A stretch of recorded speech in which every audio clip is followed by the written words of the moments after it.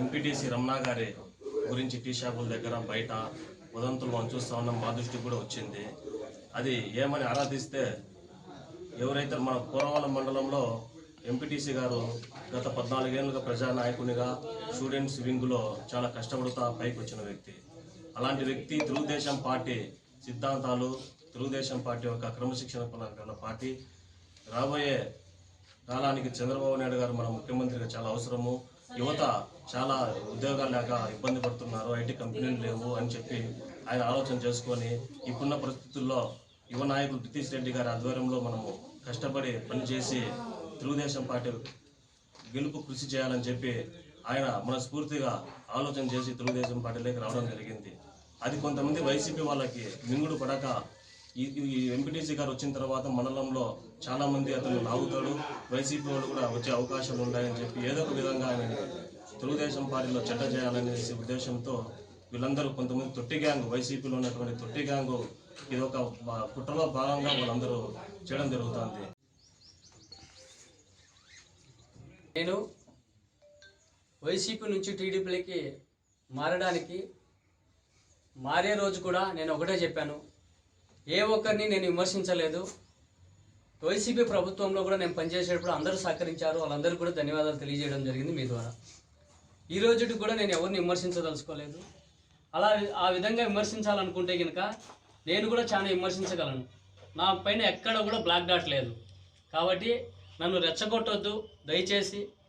Telugu Desam party గెలుపుకు నేను సర్వశక్తుల నా శక్తి ఎంత మేరకు ఉందో నియోజకవర్గం మొత్తం తిరిగి నా స్నేహితులైతేనేమి, నా బంధువులైతేనేమి, అదేవిధంగా నాకు నచ్చిన వ్యక్తులకైతేనేమి నేను రిక్వెస్ట్ చేసి ఖచ్చితంగా తెలుగుదేశం పార్టీ బద్వేల్ నియోజకవర్గంలో అత్యధిక మెజార్టీ రావడానికి నా వంతు కృషి నేను చేస్తానని చెప్పి, అదేవిధంగా నా పైన ఈ పుకార్లు చేసే ప్రతి ఒక్కరు కూడా నేను ఈ సందర్భంగా తెలియజేస్తున్నా, మీ విజ్ఞతకే వదిలేస్తా ఉన్నా. మీరు ఎక్కడెక్కడో గాసిప్స్, రూమర్స్ క్రియేట్ చేసి పబ్లిక్లో వదలడం కంటే నా ఎదురుగా రండి. నాకు ఒక ప్రత్యేకమైన ఆఫీస్ ఉంది, నా ఆఫీస్లో నేను ఉంటాను. నా ఎదురుగా వచ్చి నన్ను అడగండి, నా సమాధానం మీరు తీసుకోండి.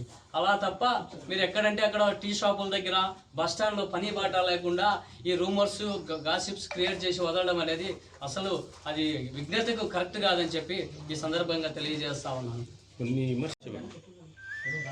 అదేవిధంగా ఈ నా పైన కొందరు వ్యక్తులు, నేనైతే పేర్లు చెప్పదలుచుకోలేదు, కొన్ని వదంతులు సృష్టిస్తున్నారు.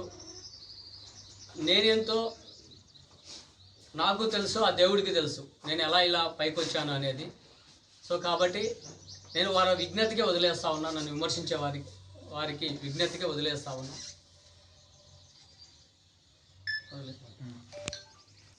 ఒక విద్యార్థి ఉద్యమం నుంచి విద్యార్థి సంఘంలో పనిచేసి నేను ఈ రాజకీయ పార్టీలోకి రావడం జరిగింది, ఈ స్థాయికి రావడం జరిగింది. నేను మరలా తిరిగి వైఎస్ఆర్ కాంగ్రెస్ పార్టీలోకి పోతున్నానని చెప్పి తప్పుడు ప్రచారాలు జరుగుతూ ఉన్నాయి. అది ఎప్పటికీ ఆ పని జరగదు. నేను ఎంతో కమిట్మెంట్తో పనిచేస్తానో అందరికీ తెలుసు, ప్రజలందరికీ తెలుసు. నేను ఒక నిర్ణయం తీసుకున్నానంటే ఆ నిర్ణయం ప్రకారమే నేను పనిచేస్తాను. అది ఎన్ని ఇబ్బందులు వచ్చినా, ఎన్ని కష్టాలు వచ్చినా కూడా అది జనాలందరికీ తెలుసు, అది జరగదు. ఈ సందర్భంగా నియోజకవర్గంలోని ప్రతి ఒక్కరికి, యువకులకైతేనేమి, ఇతర పార్టీ వాళ్ళకైతేనేమి ఒకటే చెప్తున్నా, నాతో కలిసి పనిచేయడానికి మీరు ఇతర పార్టీల నుంచి వచ్చేవాళ్ళు ఎక్కడ నుంచి వచ్చినా కూడా నేను మనసారా స్వాగతిస్తా. తెలుగుదేశం పార్టీ విజయానికి మనం అందరం కష్టపడి పనిచేద్దామని చెప్పి నేను అందరికి కూడా స్వాగతిస్తున్నా.